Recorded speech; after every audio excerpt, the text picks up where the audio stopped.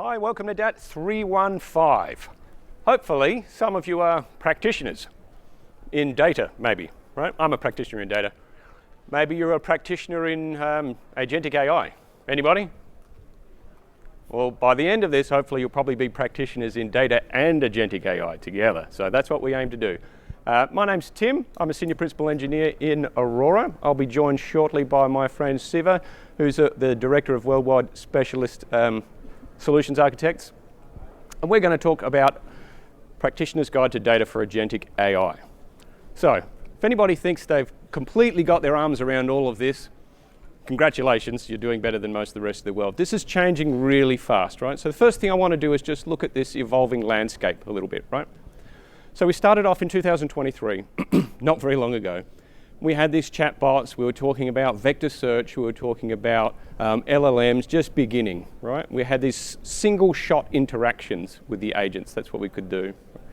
Then in 2024, we got these more advanced chatbots, we got context, the ability for an agent to remember a little bit about what it was doing, to do hybrid search, to bring in other data types in here. We had RAG, Retrieval Augmented Generation, that was all the rage last year. That was 2024, right? Then, near the end of 2024, came MCP, Model Context Protocol, which gave these agents some tools to talk to each other and data sources. It standardized things.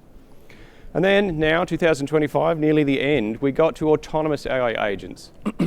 They can reason and plan, and they can execute tasks. This all happened in, count them, just a few years, right? And we're still, I don't think, anywhere near the end. But now we can have a much more natural conversation with our agents, and they can do things much more autonomously for us. So today we're going to follow an example. We're going to buy some car insurance, which is, I think, what everybody loves to do all the time. Buy some car insurance. And we're going to pretend that we're Terry who wants to buy some car insurance. And back in 2023, your AI experience would have been interesting, but it would have been probably just a thin wrapper around some pre-processing and then hand off to a human to actually do the work.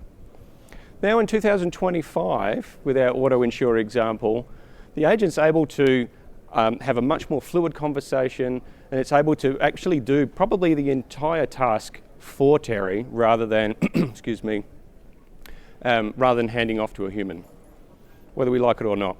That's what's going to happen. That's what we're going to dig through today.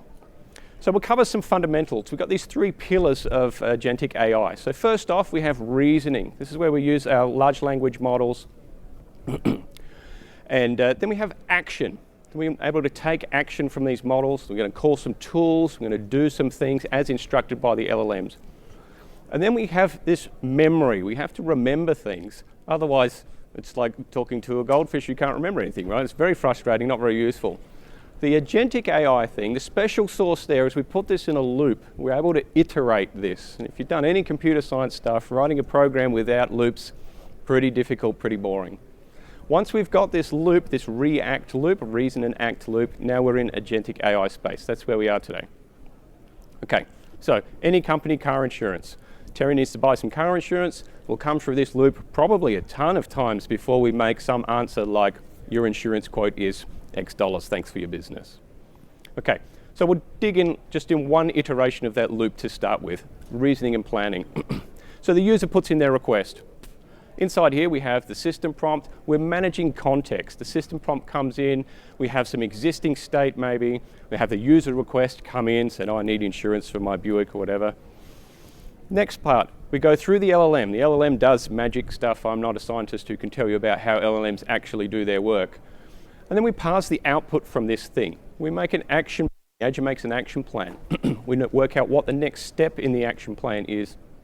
We might be stopping, we might be sending a response back to the user. We talk about this acting and managing context thing, because that's where we can first start to talk about data, right? After we've called a tool, or maybe we call the tool to get the data and send a response back to the user. So that tool does whatever the tool's going to do, and then it maybe access some data store. This is what we're going to talk about today. And then we're going to feed these results into this context manager. And that's going to maybe do some caching. It's going to do some updating the conversation history so we can remember. And it's also going to evaluate what it was doing for reinforcement learning so that we can make a better experience of this iteration for the next time we come through, maybe for the next customer. That's important as well. So, knowing all of that, we'll actually step through our car insurance example just a little bit, and I'll need you to pay attention to the colours here. So the first interaction says from the customer, Terry, I need some car insurance. We get the system prompt, that's the purple thing here. We go to the agent, we give that, and we give whatever other context we have, maybe from previous conversation history or something. We format this up, we give it to the LLM, it does whatever it does, we get the output out again. We would determine the next step, and maybe the next step is to call a tool. Now this is the first interaction, so we don't know anything about this customer yet, so we need to just call a tool called get driver details. We need to work out what this driver's history is about. So this gives us a purple kind of result. So now we're going to go around this loop again. You can see in this state we've remembered the purple result, we remember the driver's information, and now we're going to go around and we're going to invoke a different tool to find out about the vehicle's information. Again, the pink information comes in, we remember that, now we're going to calculate some risk about that vehicle and that person. Again, we're going to get a quote. So see how the context is stacking up. Finally, we have enough information to generate a response for the user, give it to the user and wait for their input returning again. You can see how the context, all those colours, is stacking up together. So this is great. What happens though when we need to keep going? That context is not infinitely large. I'm a really good artist, you can see from my great colours, so we need to do something called compaction on our context here. What we've done is we've merged those colours. So there's a few different algorithms we can be using here. You don't have to worry about this too much. The framework provides it for you, but we can be doing summarization. We can be asking the LLM to summarize it for you. We can be doing simple, like least recently used kind of thing in there. Different algorithms to throw away the bits that we maybe don't want, remember the bits that we do. The important thing is there, we've gone around this loop 7 times in this case, and we've remembered most of what we've done. That's the React loop. So the memory thing, this is the interesting part. We've got this continuum, short-term memory on the left, long-term memory on the right. We're going to dig into this some more, agentic memory. In the short-term memory, we have this agent state. This is kind of like the agent's RAM, if you like to think about it that way. It's working memory. This is where the framework's probably dealing with it for you. You probably don't actually have to code this thing up yourself. You want it to be fast. It might be like Elasticache for Valkey here. Strands agents as a framework, LangGraph as a framework, they'll typically provide these things for you. Right? And they're simple to use, small, short term. And in the middle, we have this medium term semantic memory, episodic memory. So this is typically, we're retrieving it using tools. We're going through a tool to get to the source of the memory or to put stuff into the memory there. This is where we'll talk about enterprise databases, vector stores, other things like that. You probably are more aware of what's going on here. Then on the far right, we have prompts. So this is more, you're probably treating them like infrastructure as code kind of things. This is where your builders are putting in the system prompt to say, you are an insurance agent, here are your guardrails and things like that. You're probably managing them like code in a code artifact repository or a key value store or something like that. You're not accessing them very often. You're not modifying them very often. That's the way to think about these 3 kinds of memory. Okay, so now we're just going to see a little bit of code. I'm an engineer, this makes it look easier to me. We have 2 different examples here. I've chosen strands agents and LangChain and LangGraph. Now, if you don't follow code, that's completely fine because there's not really very much here. All we really need to focus on is just a couple of lines at the top there which says, I'm going to use an agent core session memory manager in this case. You could use another one. I'm going to use a conversation manager, summarizing conversation manager in this case. That's one that uses that summarization algorithm to smush the colors together like I showed before. And then I'm just going to pass it down to the framework. That's it. In the LangChain version, it's pretty similar. They just use a different name for things and bundle it all together into a thing called a checkpointer. Same idea. So you're not really writing all of this code. The agent's probably writing it for you anyway, right? But very simple. Okay, so we'll dig in a little bit more. We'll just talk about how we connect the agents to the data. So we get our inbound user query. We go through an MCP server probably. We'll dig into what that means in a little bit. And we'll talk to some database to maybe get customer profiles. And then we'll go around again. Maybe we'll talk to a different database to get vehicle data and telemetry. And we'll go around again. You can see we're talking to different kinds of databases. Maybe they're relational ones, maybe they're key value ones, maybe they're vector ones. Maybe some of them belong to our company already. Maybe some of them are third-party ones, like the Department of Motor Vehicles in my example. you're calling these things all through tools, MCP servers. Right, so the same basic pattern is applied across everything here. That's the joy of MCP. We don't have to write all this special code to deal with this. So how did we get there? Those tools, we need to find them first. So the same example, we just look at the other part there. I'm creating an agent, instantiating an agent. I'm creating a bedrock model to go with it, and I'm giving it a list of tools. There are 4 tools there, search documents and so on, and a system prompt. You are an insurance agent. Now, I'm not in love with how I had to specify or hard code the tool names there, so I'm going to come back to that one in a minute. But you can still see this is pretty simple. I'm going to change gears a little bit and talk about the power of caching here for a minute. So you know all the fundamentals here. You would have probably noticed that every time we go around this loop, we seem like we're doing a bunch of maybe duplicate work. We're fetching some data again, over and over again. Maybe some of that will make things slower. Maybe some of that will cost us some more money. We don't like that. Caching is a pretty natural approach here. So here's our similar picture. And we'll talk about places where we can put caching into this. Why would we do it? We can reduce latency. That's pretty standard. These LLMs, large language models, they're not called SLMs, small language models, right? They have a bit of a cost to them. So if we can avoid calling them, or we can avoid using up their token space, we can save ourselves money and time. So caching is a really good way to do that. Even if the back-end system is not an LLM, if it's some other kind of database, it still has a finite capacity to deliver some performance, so reducing load on that's probably good as well. And again, with this reinforcement learning thing, caching is a really important way to get signals to see if something is popular. So if I'm getting lots of hits in the cache, then it's probably a popular thing and I should cache it more, and I should update my plan to do more of this thing. So where can we insert some caches? Over on the right-hand side, this is the closest to the data source, so the lowest in the stack, if you like. This is probably the most familiar to what you do already today. You've got a database, you put a cache in front of it, right? An Elasticache or something like that. This makes your tool responses faster, but it doesn't do anything to avoid going around this loop. Just lets you go around this loop a bit quicker. So it probably doesn't save you any money or context on your LLMs. Next step up, we can put a cache in the memory context manager just after it's called the tool. All right, this is on the tool results.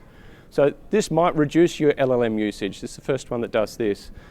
You can reuse an existing action plan, maybe, and you know the sequence of tools that are going to be called, so you don't have to ask the LLM to do this every single time. This is pretty optimistic if it helps here, but it's useful to think about. Next, we can cache on the other side of the memory context manager, on the output side, if you like. So this is within the scope of a user's session, probably. So if your session contains a lot of cacheable information, messages that don't change very often, like in our example, we're going around and telling them the vehicle information over and over again, that kind of thing. That's the kind of thing we'll be using here. This won't affect your LLM usage appreciably, but it will make things go a lot quicker. And finally, you can implement a semantic cache, which is as close to the user as you can get before this whole loop iterates at all. So if this works for you, this is really, really powerful because you can avoid calling everything.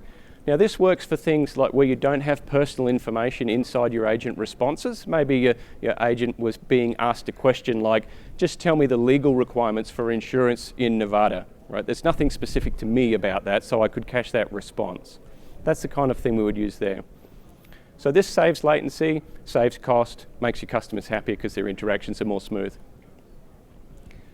Right, so now you're all kind of experts, or maybe you're all just bedazzled.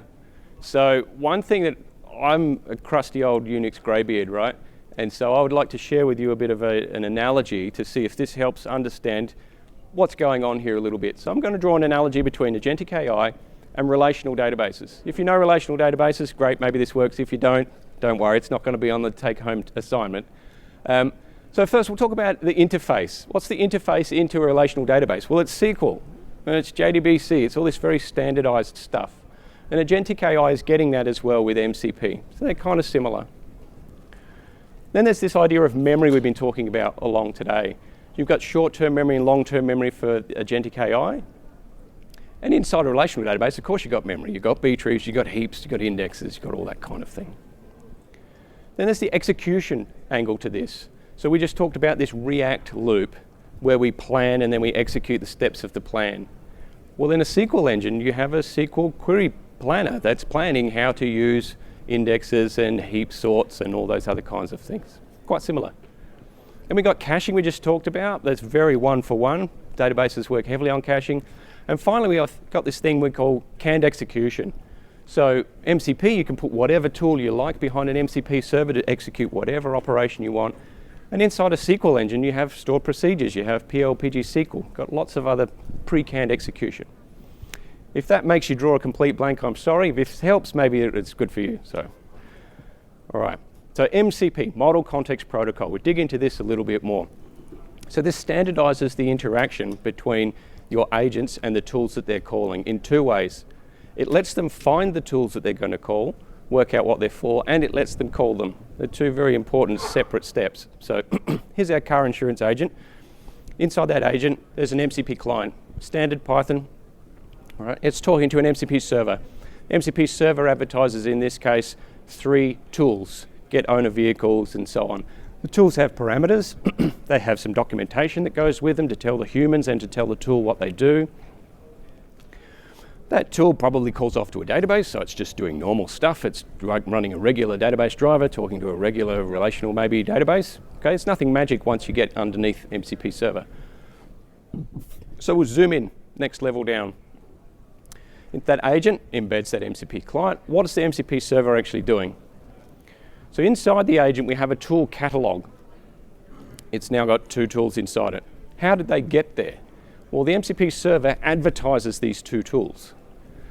There's an MCP operation called tools/list. MCP works on JSON-RPC. So the first thing that the MCP client does is say, list me the tools. And you'll get vehicle by VIN, get vehicle owner, get owner vehicles. We know how to call them or add them into our catalog. And the agent understands then how it's useful to call that tool. So you don't have to tell the agent, call the tool, which is named X with parameters Y, right? It's already worked all this out. That's the job of the tool catalog, which got discovered by using MCP. So that hard coding that I didn't like in the example gets replaced by this. We don't hard code tools anymore. You can if you like, but you don't have to. Now, we can have many MCP servers plugged into one of our agents, one of our MCP clients. So we can continue to build our catalog by querying multiple MCP servers along the way. And this is how we build, for example, our internal data stores, and then we talk to the DMV ones and the other ones that we're trying to build up over time. Okay, so we're building this catalog. This is all internal to how MCP works. So let's implement an MCP client and server, those purple boxes that we had before. A little bit more Python. On the left, standard MCP SDK, nothing to do with me. All we're doing is we're creating a client session. On the right-hand side, MCP server. This is the thing that's maybe off talking to your database and so on. Important part on the client side, we initialize a session and we call that list tools function. That's it, right? On the right-hand side, there's actually no Python code there at all. That's interesting. There's just a couple of decorators, the little pink things. And all they say is, this function is the function I want you to call when you want to list the tools, for example, or call the tools. Right? So the takeaway for you here, I hope, is that it's very, very low barrier to entry here. Making an MCP server, not too difficult. Just put a couple of annotations on the code that you probably already have. All right? So as we go on, we've got to talk about how to choose the right tools for the right job. So I've kind of made this taxonomy here. We've got the x-axis is read-only data retrieval versus data mutation. And the y-axis is whether it's a general purpose tool, whether it can do pretty much anything, or a specialized tool, like we've been talking about so far. So in the top left there, we have general purpose retrieval tools, read-only tools. So this is maybe your business analyst inside any insurance company, right? Which needs the full power of a SQL query, a read-only SQL query, and it wants to call this through an Agentic AI workflow. So this might be the MCP server tools that we ship inside AWS for a bunch of our databases like Aurora DSQL. Okay.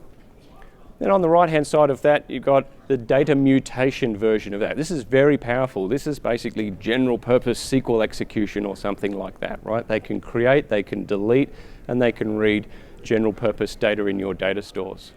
You're probably not giving that to your customers. You're probably giving that to your internal developers. Maybe you're accessing that through Kiro or something like that, Claude Code. Now down the bottom, the specialized read-only calls. That's like what we've been making in our examples so far, the get vehicle by VIN and that kind of thing. We're getting, so it's read-only, but it's specialized. I can't go and learn about tractors. I can only learn about cars or something, right? And then the data mutating versions of that, the specialized ones. So in our example, this is maybe when we get to the end and we want to save the progress on the quote, or we want to calculate some premium or something like that. So this is your highest business value is packed into probably that bottom row there, the specialized ones. They're the tools that you're building for your customers to call. They're for frequently executed tasks, so it's worthwhile you investing the effort in there. And they'll give the higher performance as well. So now that we have this taxonomy, we can see how that maps to the personas of the users that you're maybe trying to have inside your business or as your customers. So the top left, you have the data analyst or the engineer. They're doing those read-only queries against the general purpose data. If I took the words MCP out of your mind right now, this picture probably looks pretty familiar anyway, right? This is what business intelligence tools and so on are doing. MCP, just giving you a different lens to think about it. Top right, that's your developers and your DevOps people. And down the bottom, it's your end users and consumers, depending if they're doing reads and writes. So hopefully that sets the framework here so that we can think about this some more. I'm going to hand over to Siva now, and he's going to tell us about the data behind the tools.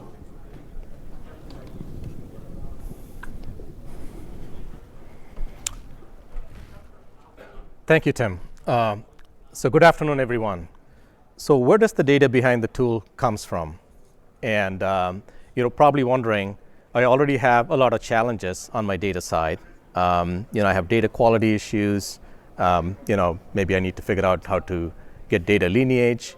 And then how do I have an existing system that's working, that maybe you have some APIs? How do I convert that into, an MCP tool, hand this off to the agent? And what happens to security along end to end? This is what customers are asking us. The next section, I'm going to go through how to address these challenges.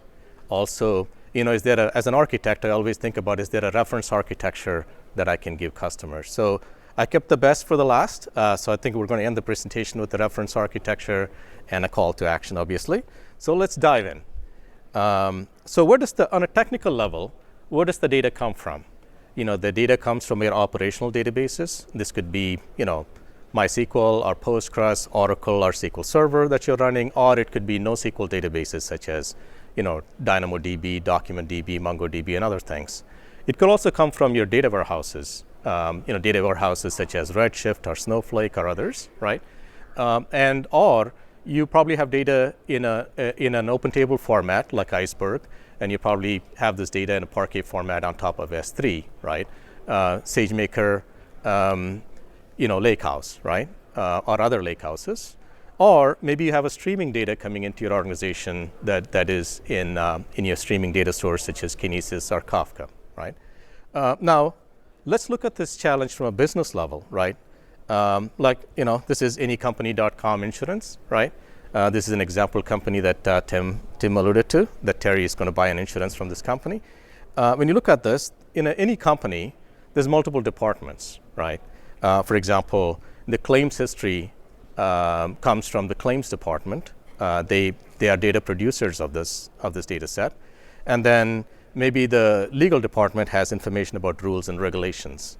And then potentially this company sources data from the DMV in terms of accident records and other things, right? If they have pay-as-you-go insurance, maybe that data has to be sourced from some telemetric data sets, right? Essentially, you have data producers and data consumers in this setup. And then, anytime you have multiple departments, producers and consumers, dealing with data silos.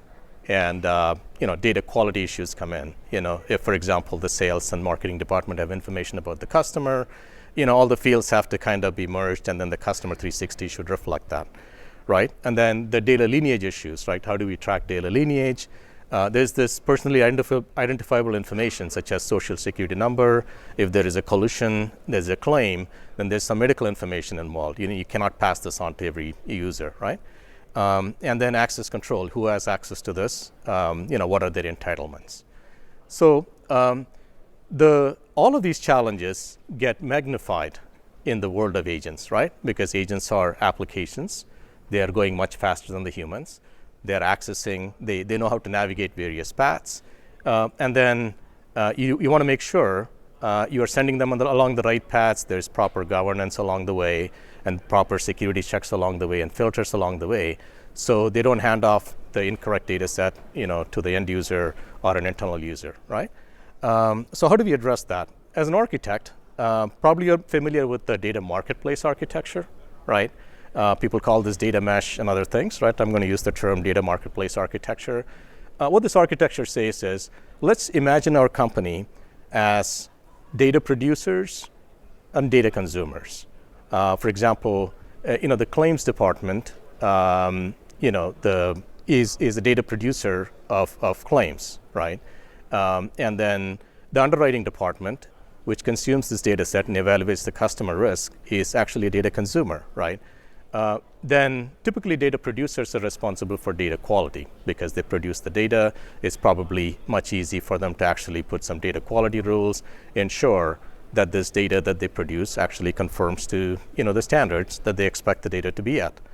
And then data consumers, like this underwriting department, is the data consumer. Typically they discover the data set and then they subscribe to the data set. So we can use these primitives to help us address some of these issues as well. So let's see. There's probably 3 steps that you want to do. First, build data products marketplace, right? Now, when I say this to customers, they often ask us like, well, that's going to take a couple of years, maybe more, to do that, right? So here's where I think we need to be a little more pragmatic, right? You can boil the ocean and build all these data products for your company. Probably you should be keep on doing that. But as you identify some important use cases for Agentic AI, you should probably prioritize those use cases and build data products relevant to them, identify the data producers and consumers, and get started there, to be fairly pragmatic. And then, now how do we feed this data products to agents? Let's build some data APIs on top of them, right? If you have a claims history, given the customer information, it could actually get all the claims information pertaining to that customer. Why should we do that?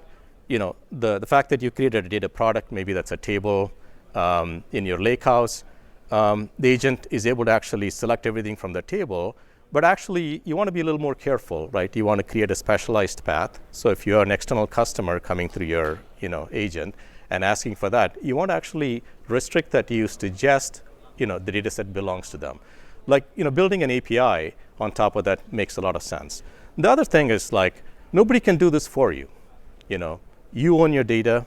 You know what this data set is. You know what your business, procedures are and practices are. And this belongs to us as, data producers and consumers to actually build this APIs, right? And then again, one of the other challenges with agents and our industry right now is that everything is changing by the day or by the week, right? How do I, as an architect, I always think about how do I, build things in a completely changing world. So I build primitives. Those can be extremely helpful, not today, tomorrow, and day after, right? And then obviously I can leverage, the agentic IDEs to build these APIs. They're making my life a lot easier. But you do have to verify them. You do have to build them yourself, right?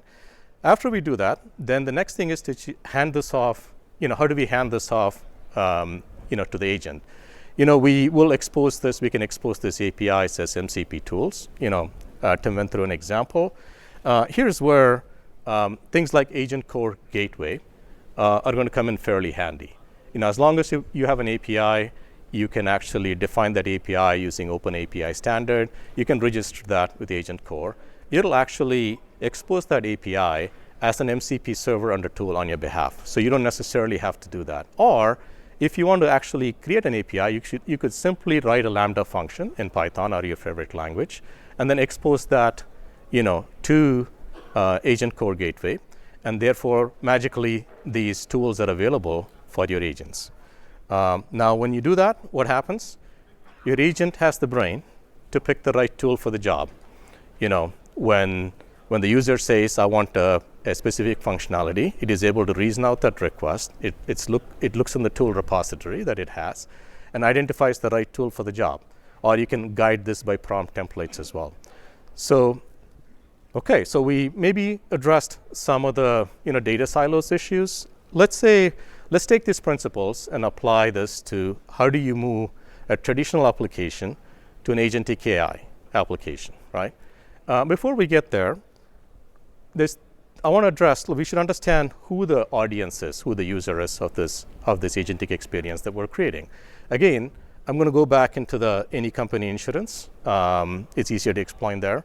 So Tim talked about Terry wanting to buy car insurance or maybe filing a claim. That's one class of users, right? People outside our company that want to get something done, talking to us, right? That's the external customer. Now, when you look within the company, there's maybe data producers and data consumers. In this case, I'm going to use Nikki, as Nikki is a claims investigator, right? Nikki wants to actually look at all the claims that happened in a specific state. Nikki lives is responsible for the state of Nevada, right? And then when she investigates a claim, she wants to get all the claims, beyond a certain value and take a look at this just to see if there's any fraud, right? That's an internal user. And then again, you could have data engineers, like in this case, Jane is a data engineer and wants to build a new data product. I talked about this telematics, right? Maybe she wants to subscribe a telematics data set from a telematics provider and then host the data set as a data product that the underwriting department and others can consume, right? So in general, you can generalize this to, there are potentially 3 access paths, for our agentic applications. Now, with that as the backdrop, Terry, maybe, any company doesn't have an agentic experience. Today, what Terry does is maybe goes through an insurance website, fills the appropriate form and say I want to buy insurance or I want to file a claim, right? Now, how do we transform that into an agentic experience, right? You potentially already have the API. When you fill out the form and Terry submits it, chances are your web server is already calling an API that's implemented in your application server. And by simply converting that into an MCP tool, all of a sudden, you can hook that tool up to your, agentic application, and great, voila, you have the agentic experience that you can present and start building on this one, right? So in general, what we see play out today, it's not a complete revolution, right? The moving an application from non-agentic experience to an agentic experience is an evolution for most customers, right? And this thinking that of the existing functionality as an API, exposing that as an MCP tool, and handing off this an agent is a powerful mechanism to actually plug that in. Now, we talked about RAG. 2 years ago, RAG was the answer no matter what the question was, right? RAG hasn't gone anywhere else, right? Like, the beauty of RAG is that, if I say, I live in the state of Nevada and I want insurance, it's able to say, maybe there's some rules and regulations associated with that. If you have a vector database with all this, documents that explains the rules of buying insurance in the state of Nevada, maybe that's already chunked and then stored in a vector data store. And what this does is, given a string, I want to buy car insurance, it retrieves the related information and then hands it off to the agentic, the reasoning loop, right? And then now you can simply expose that as an API too. Input is a string and output is a set of documents that comes in. So you could potentially expose them as semantic APIs as well, right? Now let's look at the internal user experience. How does this play out? So in the case of internal user, again, I'm going to take Nikki, who's a data consumer, right? And then in this case, Jane is the data producer. Typically today, Nikki goes to sort of a BI tool of some sort and says, hey, give me all the list of the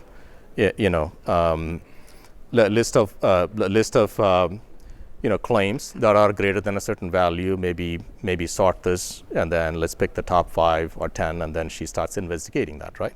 And that's the current experience. Now, Jane probably, to move this data set, Jane probably wants to figure out how to subscribe to this, telematics provider. Since it's IoT data, land this data in Kinesis, for example, or Kafka, and build some kind of a streaming workflow to build data pipelines to land this in an open table format on S3, right? That's the current path. Now, AWS is very busy building a lot of MCP servers for all the services that we have, right? When I looked at it, various MCP servers and various levels of maturity. As Tim pointed out, you can build these things yourself if you want to enhance them as well. And then imagine all your query engines and data processing engines as front-ended by the MCP servers and tools, right? As soon as you register the tool with your agent, now all of a sudden, Nikki can, rather than specifying writing the SQL query, could simply ask the agent, hey, give me a list of high-value claims in the state of Nevada, right? As simple as that. The underlying tool knows how to convert that. We'll go through their complete end-to-end experience in a little bit. Right? Similarly, Jane could come up with a long-term memory, a prompt template. In the data engineering team, maybe there's a data engineering agent that they have trained, right, with templates that says, hey, here's what you do when you actually have IoT data. Maybe you want to use, maybe their organizational standard is Kafka, maybe use MSK, which is a managed service for Kafka. I mean, they're familiar with Spark, maybe they want to use Spark streaming.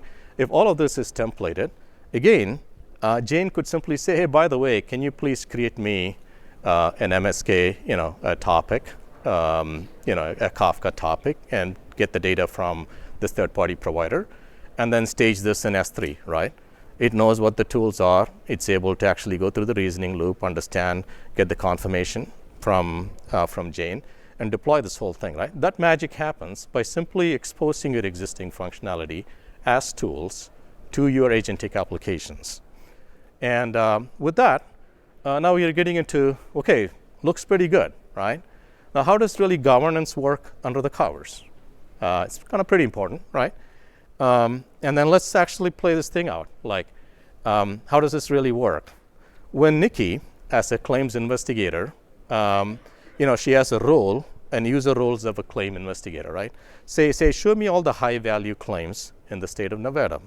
What happens?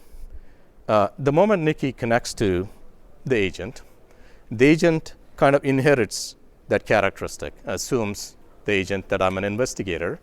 And then what happens is that it is smart enough to say, by the way, Nikki is asking something about the collision claims, et cetera. I need to look up in the business catalog, what this means, right? Because, so it has, assuming you have the tool registered, what it does is let me find the data product, right? And then it actually, calls kind of a SageMaker business catalog and says, hey, you have any data products pertaining to claims? There's metadata in this catalog that says, what those data products are, claims and policies, et cetera. Then as soon as the first call goes out, it gets a list of claims and policies. Now, since the tool, the agent here inherits the investigator role, it has restrictions. It cannot look at all the data products. It only has access to what a claims investigator department has access to. It's basically, it only lists all the data products, from their catalog that's relevant to that's relevant to this use case, as well as that Nikki has access to, right? Again, the similar thing happens. The next thing it does is it takes the data product and says it's backed by a couple of tables, the claims tables and the policy tables, right? Then it looks up in the technical catalog and says, let me get the structure of these tables, right? And then once it gets that, again, the context keeps on building, as Tim showed you. We're in that loop, building the context, for this agentic application. And the next thing it does is like, well, I have the table. Now I need to retrieve data from this. It says, I have a list of tools. AWS has created the data processing MCP server that has Athena as an engine. So it says, hey, let me actually use Athena, which is like query as a service, and then I don't have to provision a cluster, et cetera. I can simply present the query, it'll execute that and get me the results, right? It fires off a session into Athena, simply packages, the select statement it has built, from the table metadata. Remember, Nikki doesn't say anything about the query. The agent builds it, for her, and then passes it on to Athena. Now, Athena also, before retrieving this, it talks to lake formation, and then it applies some filters, column level filters and row level filters. Let's say if the data set in the claims has some personally identifiable information, and then it has for all the states, it actually looks at the query and says, well, you're asking for all this data set, every data set. Now, I'm not going to allow you to do that. Lake formation says, I'm going to put a column filter. I'm going to rewrite your query and put a where clause, because you're only responsible for Nevada. I'm going to only show you records from Nevada. And then I'm going to actually mask or remove this social security number column, but you shouldn't have access to that. That happens automatically. Isn't that pretty amazing, right? Now, remember, the user didn't ask anything about it. It's simply looking at lake formation, looking at the permission, and this thing magically happens under the covers, So, and then, the regular thing happens after that. Athena executes the query, again, in the context of an investigator, and then ensures that only, she has access to, or the agent has access to only the portion of the S3, key space to retrieve this data, and then it sends back to the user. And then the agent creates a report and then sends it back to Nikki. This is how governance plays out for an internal consumer. Now let's actually look at some of the critical pieces that the agentic data consumer priorities are. Like if you're catering an experience to a data consumer, you should be worried about data quality, right? In the loop, if there is a data quality score associated with that, Nikki, the agent on behalf of Nikki, might also put a constraint saying, expose this data set only if the data quality rule on a column is greater than 95%, right?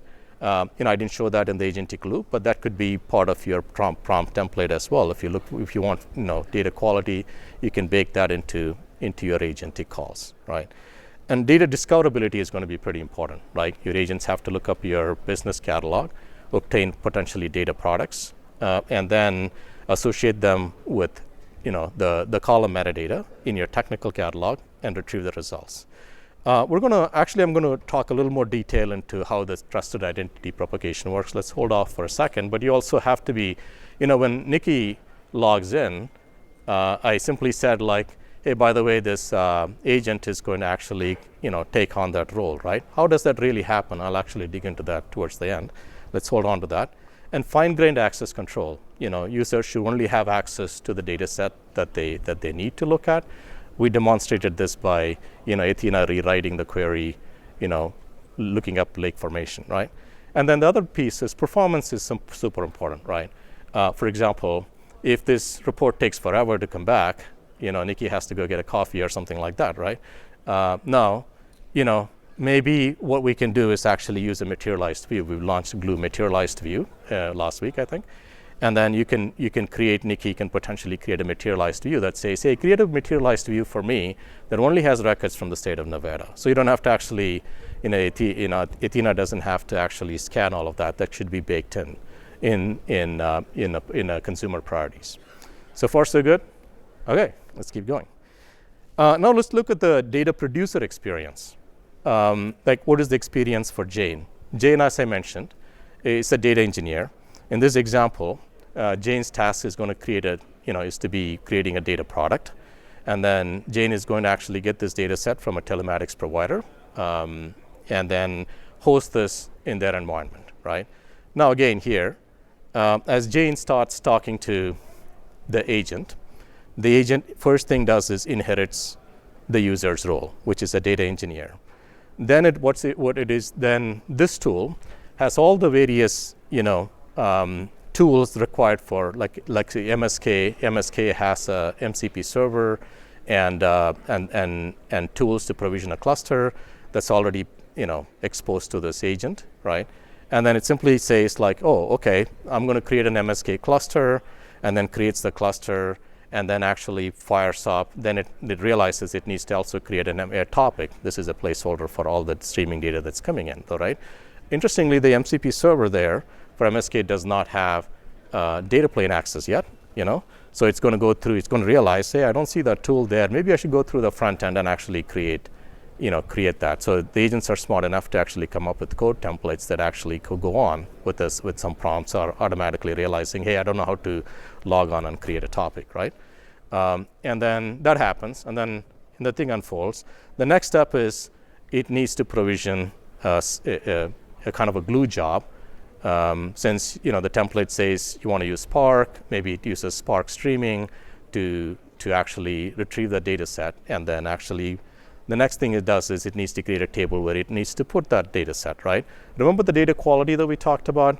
This is the place the producer has to think about data quality. Now, as part of doing that, Jane also kind of writes data quality definition language. Is something that Amazon invented, and we open source this as well. A lot of our actually tools automatically use this. So what you can describe the data quality definition language, what you want to do. Like, for example, if you have GPS coordinates, if you have speeds, you can simply say GPS coordinates have to be within this range, or speed has to be within this range, right?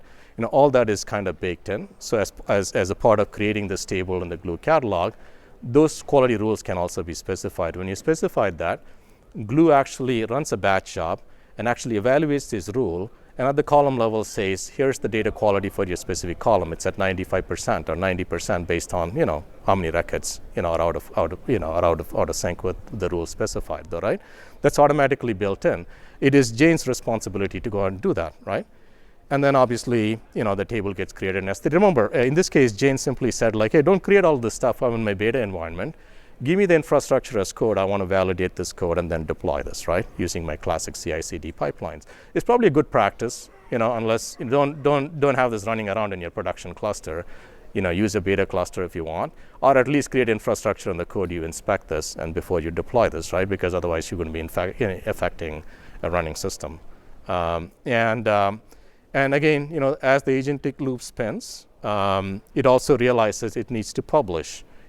Jane is trying to publish the data, this entire data set in the business catalog. It also, publishes an entry in the business catalog for consumers to consume this. And again, it takes a data engineer has the ability to publish to the business catalog. That is the role that you already created. And finally, it also associates, it also says, let me actually create lake formation, fine-grained access control rules. Only these consumers can access, this data set that's actually baked in lake formation, right? So all of this magic happens behind the covers. So this is a data producer experience in the world of agents, right? So let's look at the priorities of the data producer in the world of agents, right? We talked about, the creating infrastructure, the code, and verifying it. The accuracy is still your job, right? The agent is going to come up with some code. You want to ensure that, you have test scripts and others to ensure that this is actually doing what you intended to do. That is the responsibility of the producer, and it's our responsibility, it doesn't go away. And data quality rules. We saw how data quality definition rules are associated with this data set. That's a data producer's responsibility.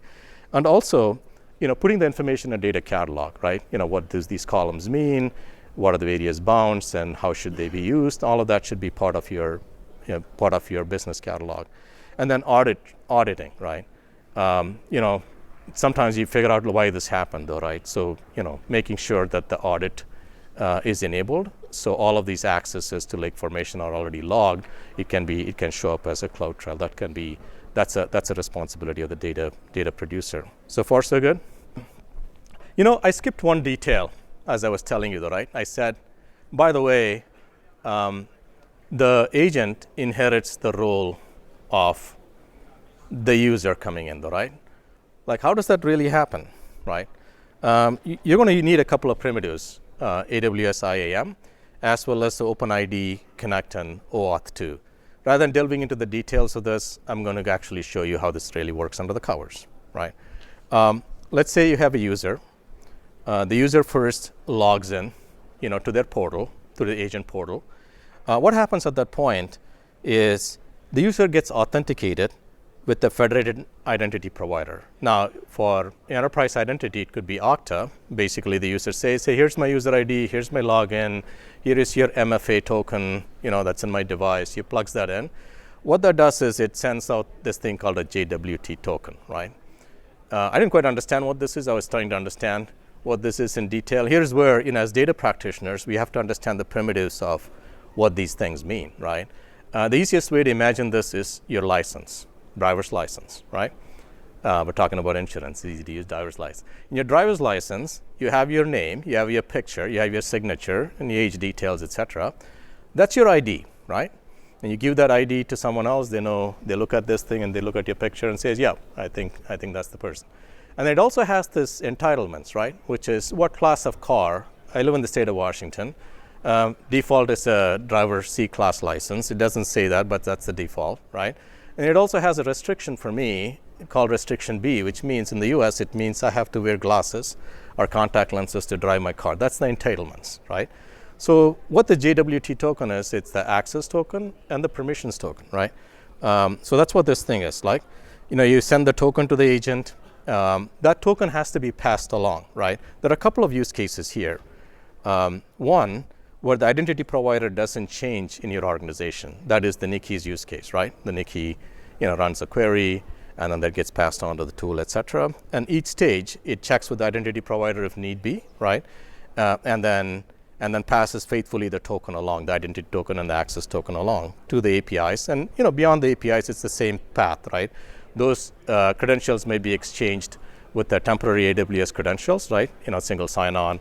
And then it talks to the database, or it could be using a user ID password, and then you get the details from your, security, secure store, right?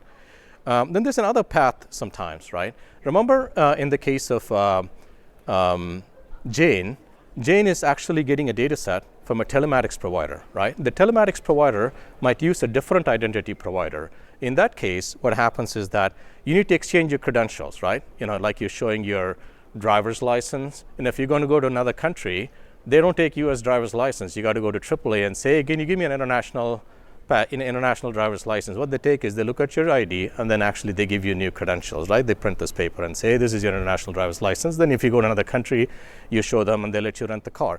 That's really what happens. The Bedrock identity allows you to actually do that on your behalf. It's like access a token vending machine. It takes that and gives you other tokens that you can use in your other systems, right? So that thing is what happens, as you can just see here. Then you send those tokens faithfully to your tools, and then that gets propagated to an API call that you're making.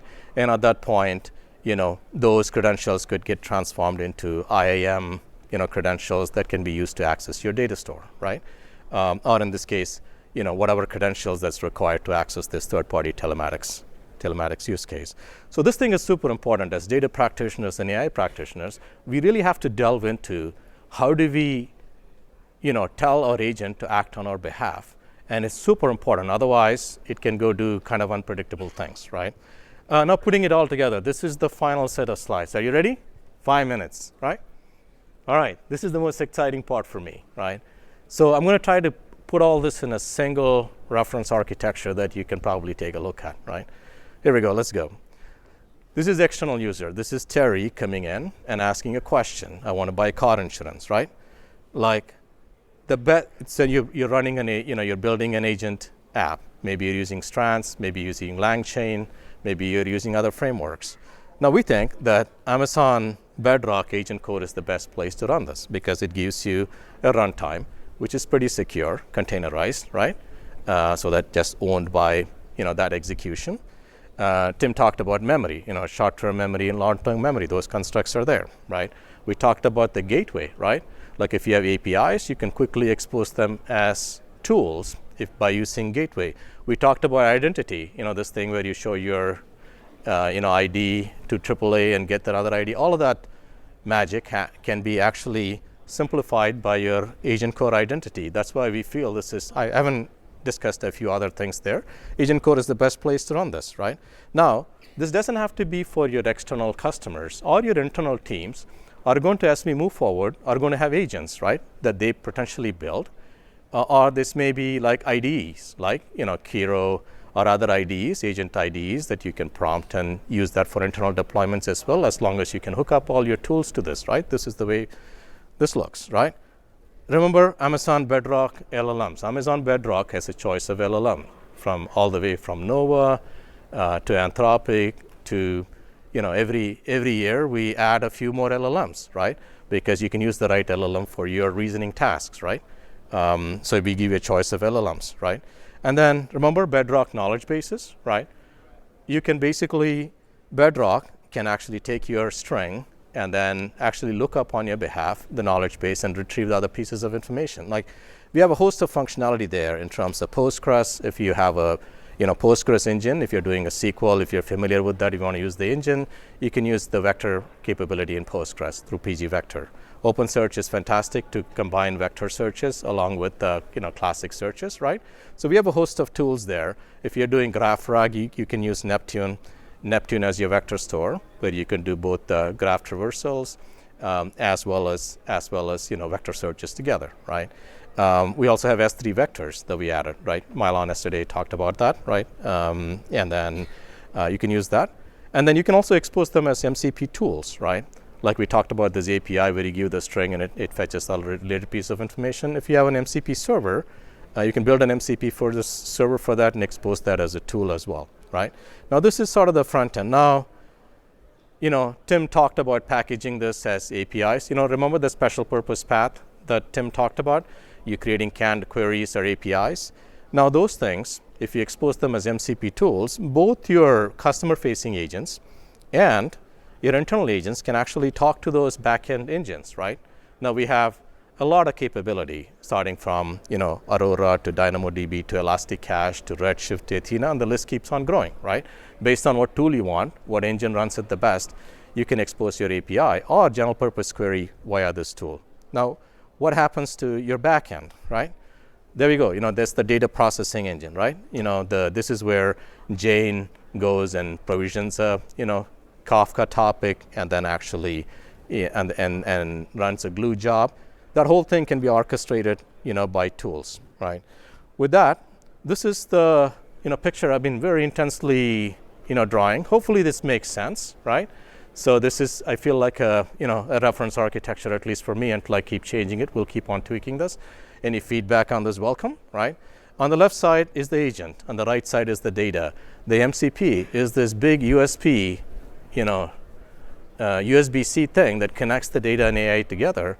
And this is how the magic happens, folks. And with that, I want to leave you with a call for action. To me, I think it's the special purpose paths are something that you have to build. I would start building data APIs. As Tim pointed out, these are very easy to build. That gives you a secure path, But you can also build data products and give a general purpose path. That's a little more risky, right? So you can use both, but I would urge you to build APIs. Expose them as MCP tools via the MCP protocol. As we talked about, data governance, end-to-end and security are a top priority. You should be thinking about them day one, not after the fact when your agent vends out the data that it should not vend out, right? And finally, we are working very hard to simplify this experience for you so you can focus on your business and leave the other muck to us. So with that, I want to end the session. Thank you very much. I hope this was meaningful. Your feedback is very welcome. And